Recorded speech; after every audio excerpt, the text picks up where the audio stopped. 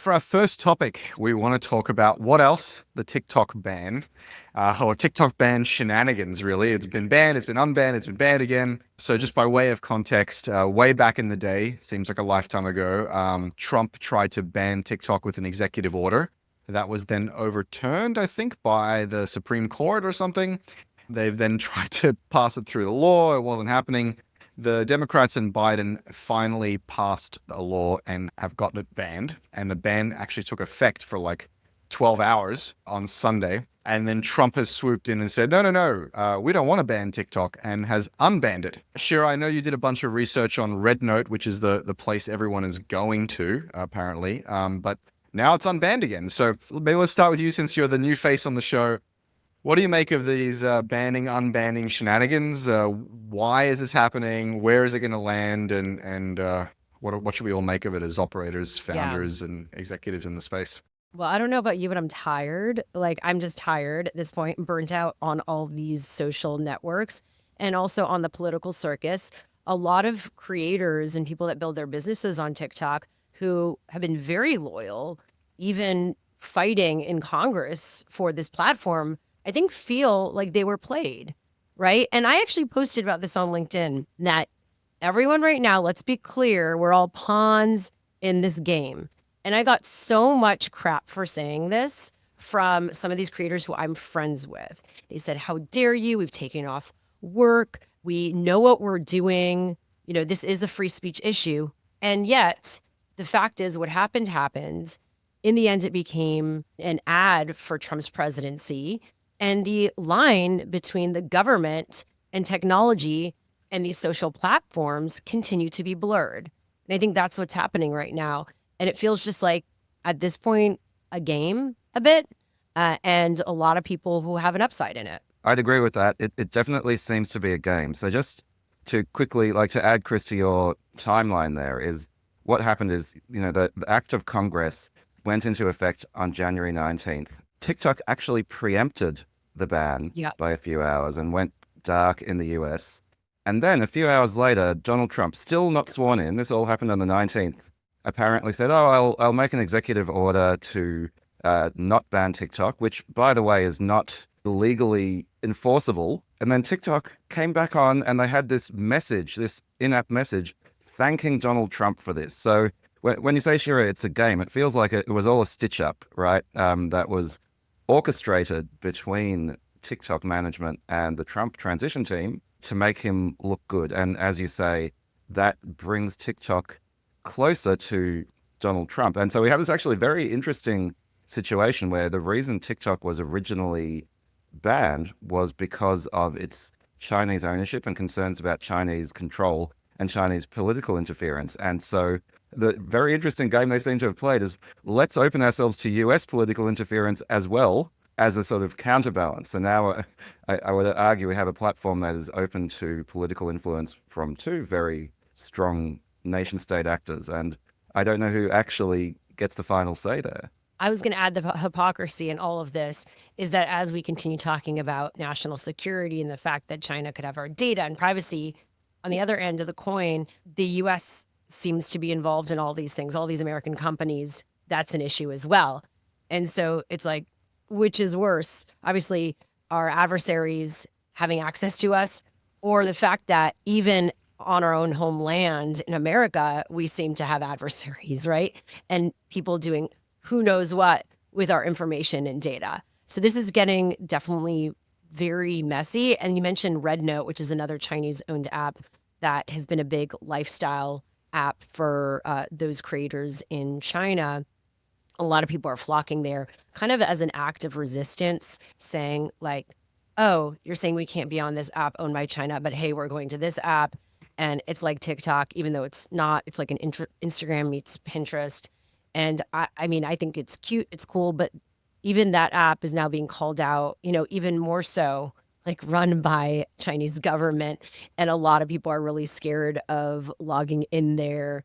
And I read the privacy policy, or actually I put it through ChatGPT, to be honest.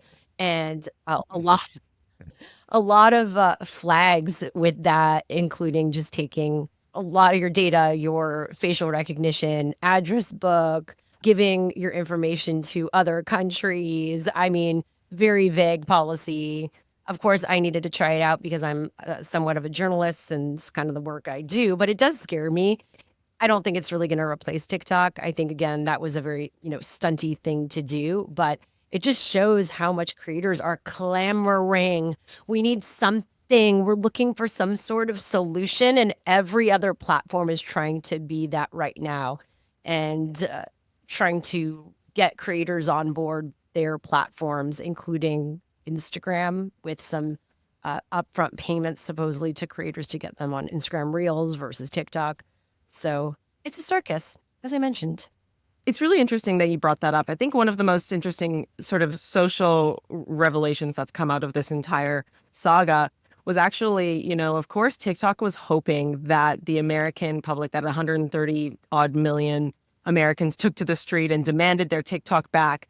But they didn't. Their form of protest was going to a different Chinese-owned app. And I just want to be clear that, ultimately, people knew what they were doing. They were downloading an app that didn't even have an English name. You're using the name Red Note, which is just an American version of actually the Little Red Book, which is obviously a nod to, the name given to the book of quotations from Chairman Mao distributed during the Cultural Revolution. So the name is actually, and I'm probably going to butcher, pronunciation, but Jiao Hongshu is my understanding. And the fact that people are downloading this app that doesn't even have an English name in the app stores, people know what they're doing. And I thought it was very interesting, seeing some of the content out there on the internet over the weekend, people explicitly protesting and saying, I saw one TikTok of someone saying, I'd rather fly over to China and hand over my social security card and information to Xi himself than go to Meta. And to me, that was like the most interesting and compelling thing, was that actually all these creators and consumers of TikTok would rather go over to another Chinese app than go to Meta. And that was really, really, I think there's a number of reasons towards that. I think the fact that TikTok obviously is a very Gen Z app, and Gen Z are hell-bent on making sure they're not using technology or platforms that their older generations are using, as well as, other reasons that people are frustrated with Meta. And one of my favorite quotes is, you often meet your destiny on the path you take to avoid it.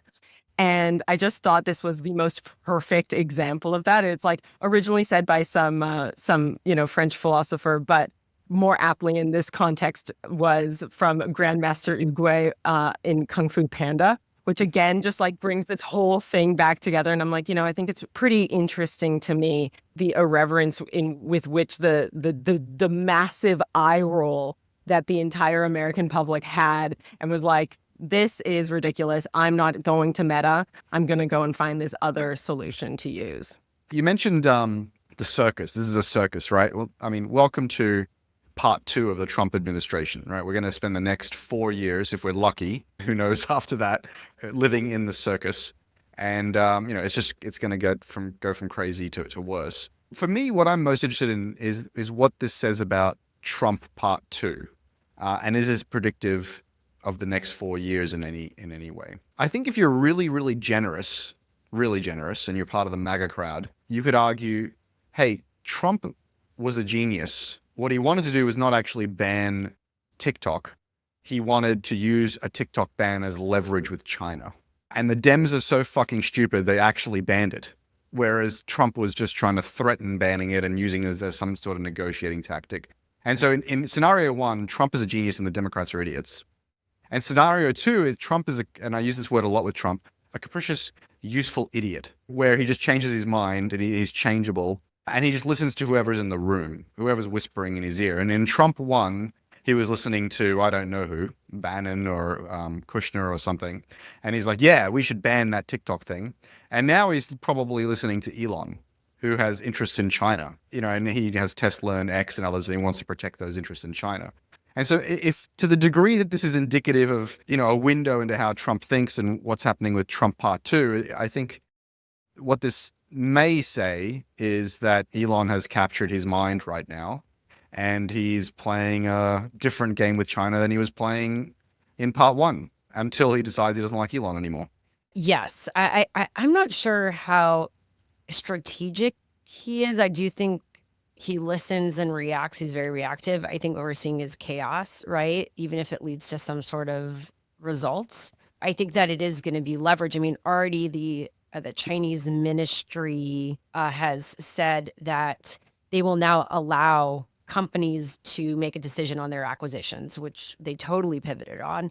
And now we're hearing about the tariffs. Now the big tariff conversation is also intertwined in this, that if they could make a deal, then, oh, the tariff situation might not be as bad. So this is definitely being used as leverage. And I guess you could say it's smart. I have a hard time bringing in the smart thing Describing intent to anything Trump does. because of the ethics and morals behind some of his other decisions and what it's doing for other individuals in this country and beyond. So whatever it is, it might be strategic, but I do still think it breeds chaos. And I'm wondering if what's the ends justify the means. No. I'm not saying the ends justify the means. I'm trying to read the tea leaves. But I think if there's one consistent thing you can rely on Donald Trump to do is to treat everything like a power struggle where he has to come out on top.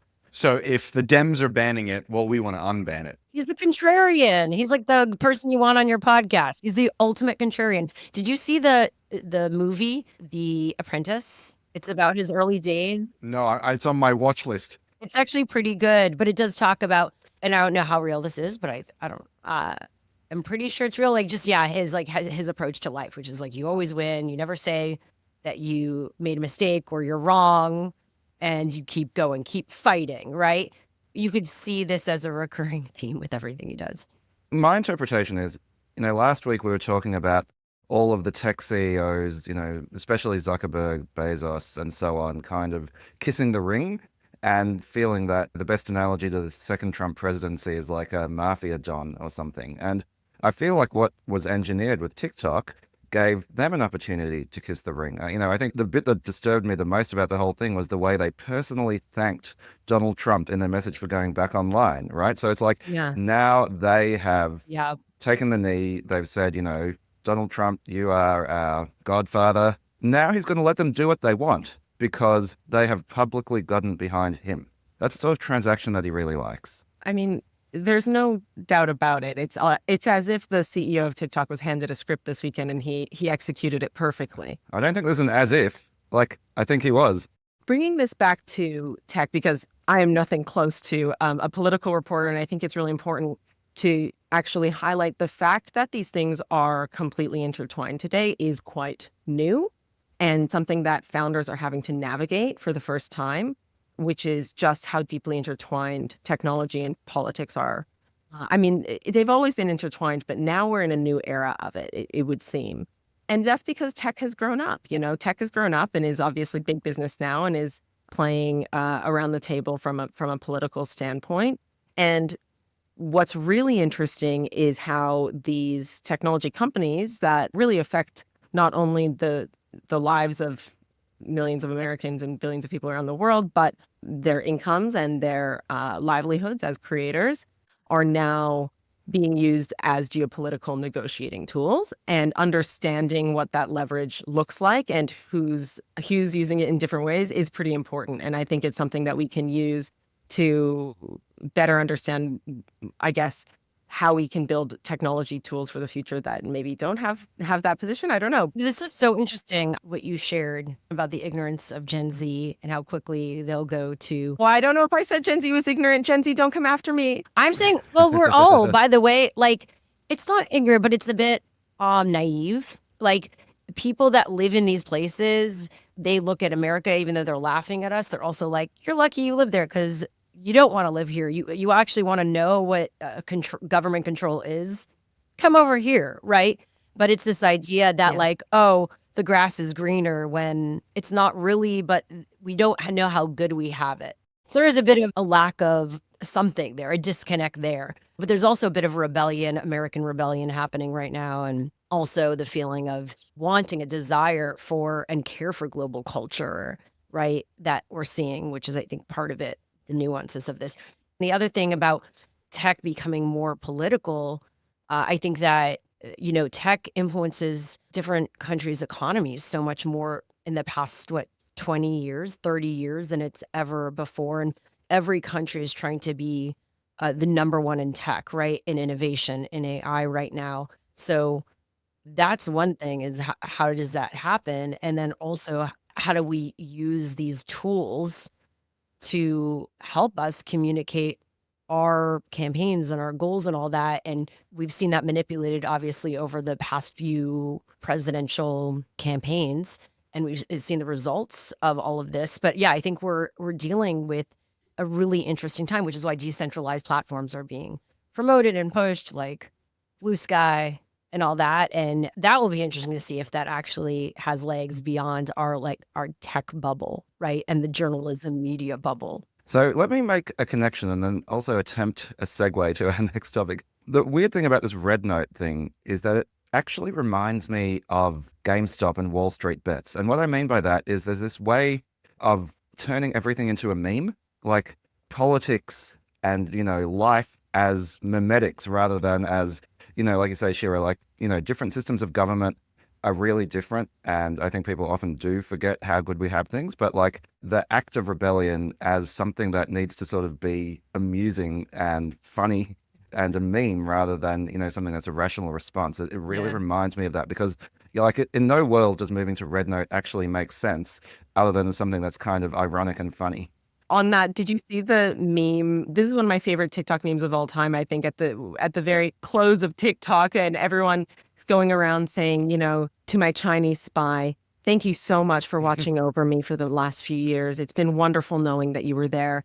And then people over in China responding and saying, dear American, it's been lovely watching you for the last 4 years. You should really go out and call your mother. That complete irreverence with which we responded was actually really funny. But it's weirdly nihilistic, right? It's like saying nothing really matters other than making a good joke. There's two phrases that you guys have brought up that I want to just unpack a little bit. One is, Ellie, I think you said tech has grown up and become more political. And the other was, I think it's been mentioned a couple of times, we don't know how good we have it or we have it better than everyone else. Tech has grown up and by definition, therefore, more exposed to the buffeting winds of politics. But what's happening right now with the Trump administration is something materially different. Tech hasn't grown up, it's been co-opted. They have bent the knee, they have kissed the ring, they are sitting where governors usually sit on the dais. They have capitulated completely. With Zuckerberg canceling DEI programs and moderation programs and all this sort of stuff, it is actually quite breathtaking how quickly the media, tech companies, and what have you have completely capitulated to Trump's power in this cycle. And that's a really important distinction between growing up and capitulation. I just think that to be clear, I think that the industry growing up, I mean that the size and the power of the industry has grown so significantly that it is a massive bargaining chip. It's a negotiation tool at the table internally within American politics and globally in geopolitical politics. And there's no doubt about it. And those men around that table, and it is vastly men, unfortunately, are now at the helm of that. And, those actions don't look like titans of industry to me. They look more like water boys of the patriarchy. At the end of the day, they understand who is going to be responding to their needs. And if they're servicing shareholders, which, they are, the conflict of interest is vast. Yeah. Yeah, they look like scared little boys. And the frat bros of the White House. Yeah, that's right. At best, for quote unquote their masculinity or their image, at best, they're oligarchs. At worst, they're co-opted, scared little boys. Yeah. Very quickly, this other thing before we switch to the next topic. This phrase of how good we have it, we don't know how good we have it, or we're still better than everyone else. This is very dangerous because, over the next 4 years and beyond, we're going to continue to say, well, at least we have. And then the goalpost keeps moving. This is like a toxic, abusive relationship. We're like, but at least they give us food. Right. At least we have some right, water. Exactly. It's a very low bar. United States used to be the shining city on the hill. Don't worry, we've entered our new golden era. Didn't you hear? I didn't hear that, no. Oh, yes. No, we've entered the new era of America. It's Yeah. all we're all basking in the sunlight It's fake of gold. It's glory like now. fake gold that like gives you a rash, right? So now we can pivot. Wait, I was gonna say one thing. You know how we said for years we're like, they need to involve technology more in the government so we could help create these policies and Not all like that. this. I'm like, but not like this is not what we meant, right?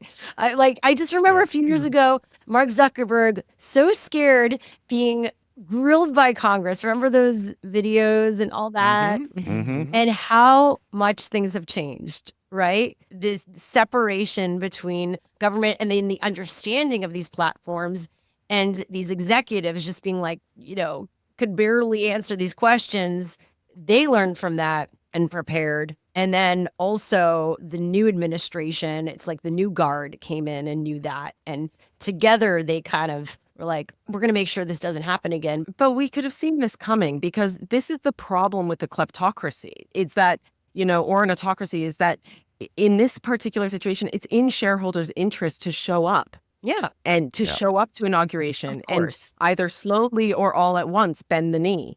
That is the problem with these alignment of interests. And we can see that coming with someone like Trump. And, I think Biden's outgoing speech, it was one of his most prescient speeches when he said, he had this warning of aggression and concentration of power around an industry. This is not a surprise. And it was very telling to me that Trump lined up his tech billionaires on the side of his inauguration, like his China dolls Yeah. on the bench. In Trump 1, we were the resistance. In Trump 2, he's brought them to heel. It's shocking.